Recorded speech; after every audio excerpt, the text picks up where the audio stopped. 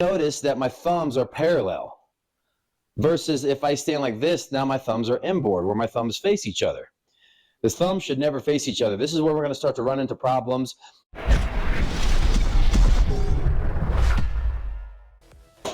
What's going on, everybody? Hey, it's Oper. We got another video. Got the Ultimate Warrior, got Brutus in the house. Everyone's here. We'll get it started. The topic for this video is the dangers of push-ups combined with technology. And push-ups will also be synonymous for any sort of exercise that requires the pectoralis major to be the prime mover. So such as a bench press or the pec deck or dumbbell incline presses, a regular incline bench press. And I actually don't know where to begin because I have so much to discuss with this topic. So first off, I see numerous gym members as they walk around through the gym and they do their chest exercises, their pec deck, their bench press, their push-ups. It is often accompanied by this individual grabbing their shoulder and kind of moving it around as if they are in some sort of discomfort, restriction, or pain. And I've seen it over and over again. And although correlation doesn't imply causation, the evidence of how often I see this kind of, my shoulder. Even the Instagram post from Gym Fail Nation will often have a post that says, as soon as I start to bench press, then my left shoulder starts to flare up or my left shoulder gets aggravated. I'll see if I can find that and I'll post that right in through here. So this is a topic that we need to discuss. Pushing exercises combined with technology. We now live in a society where we are surrounded by technology with computers, laptops, tablets, phones. It's constant, it's ubiquitous. And we have started to become this generation that is collapsing inward constantly, where we have a forward head carriage, the shoulder blades are protracted forward, and over time, with this posture where we're collapsed in, the pectoralis major, the pec minor, the anterior delt, the subscapularis will start to become passively overactive as we sit continuously in these positions. Then the problem is most people will go to the gym and feel the desire to do the bench press, do the incline press, and do the push-ups, and all that does is it takes the tissues and it tightens them up even more. And the first thing that we need to focus on and understand is the difference between ideal posture and normal posture. So ideal posture is when we have the head that is back and the ears align with the shoulder, hips, knees, and ankles. And so you could essentially draw a line straight down from the ear through the shoulder, through the hip, through the knee, through the ankle, all the way down. So it's perpendicular to the floor. However, ideal posture versus normal posture has become this, where we are slumped forward, the shoulder blades protract, the head moves forward, and then we start to carry all sorts of tension and overactivity on the trapezius, the levator scapula, the list goes on. One of the static positions that we need to also avoid is what's called inboard thumbs. So if we stand regularly like this, you should notice that my thumbs are parallel versus if I stand like this, now my thumbs are inboard where my thumbs face each other. The thumbs should never face each other. This is where we're going to start to run into problems in the subscapularis and the pectoralis major and the anterior delt. With our static posture and the way we walk, we should always have the thumbs parallel. Those two drumsticks parallel to each other the entire time. In addition, as you can see in this chart that I'll put right here, I'll leave this chart up for a little while, and if anyone ever needs to reference it, of course, you can come back, hit pause, and look at everything, because this chart has quite a bit of information on it. It has dysfunctions, it has common injuries, it has pain, it has the overactive tissues, the underactive tissues. Of course, it has some pictures on it. I reference this chart regularly to discuss with clients the potential issues that can occur if we suffer from protraction in the shoulders and a forward head carriage. Now, this title is a little bit misleading because we don't necessarily need to full-on stop any pressing activities. What we do need to do is account for our daily environment and the activities that we do throughout the day. If our daily environment is seated at a desk and we continue to slouch and protract the shoulders, then of course we're going to run into problems. If then we go to the gym where we decide to do a fair amount of bench pressing, incline press, and push-ups, and we don't account for that, then we go from seated all day like this to tightening those tissues even more.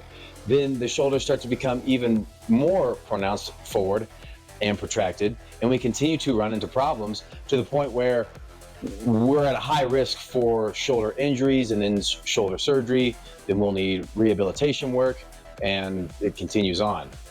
So to give a quick example with a graph, if we have XY axis, X, Y, and I talk about this concept fairly regularly when we look at torque. Torque's that force times radius. Force times radius. If we have someone that stands just like this right here, we notice that this straight line, we have a nice 90-degree angle. The moment that we start to protract and the shoulder comes forward, and if we were to stand like this, with the head forward right here, then this line from that perpendicular point becomes the radius. So all of the weight of the head, the spine, and the shoulders combined with the force of gravity, that will be the amount of torque that's on our spine. And that does not account for the dysfunction of the actual muscle tissues. The muscle tissues need to always have adequate length tension relationships, where one muscle is not too tight and the other muscle isn't too loose. They need to have a nice even balance with each other. If one tissue, we'll call it the pectoralis major, is too overactive and it starts to pull the shoulder forward, then it inhibits the ability of the back muscles, the lats, the trapezius, the rhomboids to fire adequately.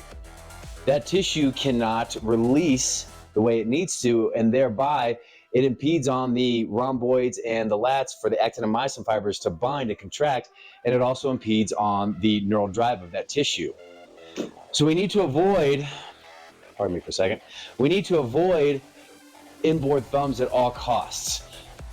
We often see this in bodybuilders, how they do so much chest exercises, and when they stand, the arms fall forward, as I demonstrated previously. Hi. Hi. Tommy, scram. Don't give her the weight room thing. You know where the weight room is? I'll check it out. Sorry. Idiot. Again, keep those hands by the sides as if we have drumsticks, and those drumsticks are parallel. Brother, can you hear it? I just see this too often where it's usually men, I would say arguably in their early to mid 20s, how they do all these chest exercises and then they start walking around, they're tight, they're sore, and it's more than evident that they are starting to experience some dysfunction and some pain in that shoulder area, and all it's going to do is get worse. So to compensate for the technology that we are surrounded by, as well as the activities that we do in the gym, we need to double, if not triple up, on back exercises. As an example, any exercise that requires scapular retraction, such as a barbell row, or any sort of rowing exercise that you could do on a cable machine. Another exercise that will help out tremendously is you can take a basic band just like this and focus on pulling the shoulder blades back and pulling the band across your chest, and doing this numerous times throughout the day. Another exercise is we could take the band like this and we can turn it palm up, and we can also pull the band part this way. This exercise will help more with the rotator cuff tissues, and this exercise with the hands prone will help more with the rhomboid major, minor, and the trapezius. Another reference point that we can use to gauge, we'll call it shoulder health, is the mobility of the arm. If an individual stands in this direction, and you can look at said individual laterally, if they raise that arm up, and let's say they stop right about here, where there starts to become an arch in the lower back, and there's obvious some sort of restriction in the anterior delt, then we've got some problems that we need to work on. What we really want is for the individual to be able to raise the arms or arm past this ear, so you can see the ear on the other side of the bicep without any excessive lower back arch. Whoa, jeez. We're real friendly around here.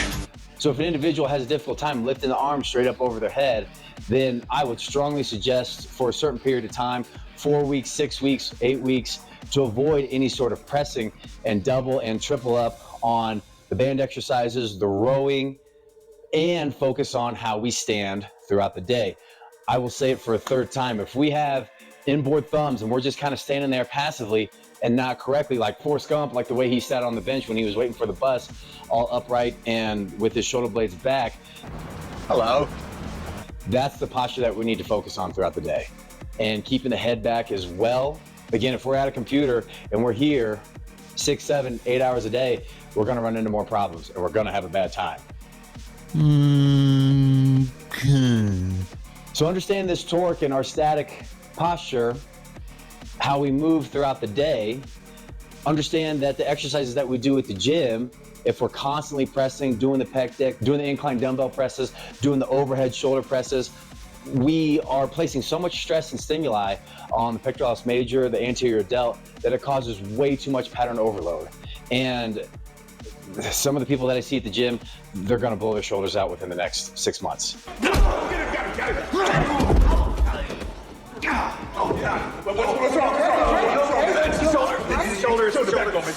So stop the push-ups, yes. I understand that that title is a bit misleading, but if we can account for the daily environment that we sit in, perhaps maybe use a stand-up desk, and occasionally get up, walk around, pull the shoulder blades back, do a fair amount of chest stretches as well, and add the rows, the cable rows, the external rotation like I showed with the band pull aparts, that will help out tremendously. We should not have as much shoulder dysfunction in our society as we do. Almost every client, including myself that I've worked with, has had some sort of shoulder dysfunction. And the common theme that I continue to notice is we need to loosen up the chest, the pectoralis major, the anterior delts, and strengthen up the rhomboidal tissues, the external rotation, which would be the supraspinatus, the infraspinatus, and the teres minor, the posterior part of that rotator cuff, get those tissues stronger. And again, stand with those thumbs parallel to each other throughout the day. That will help us out tremendously. So that's it for this video. For those of you that have any questions, please feel free to put said questions in the comments below. Of course, all the usual internet nonsense, like the video, subscribe, share this content as well. For those of you that want to support the creation of this content, please feel free to visit the links below in the description to donate to the channel. And we will see you all next time.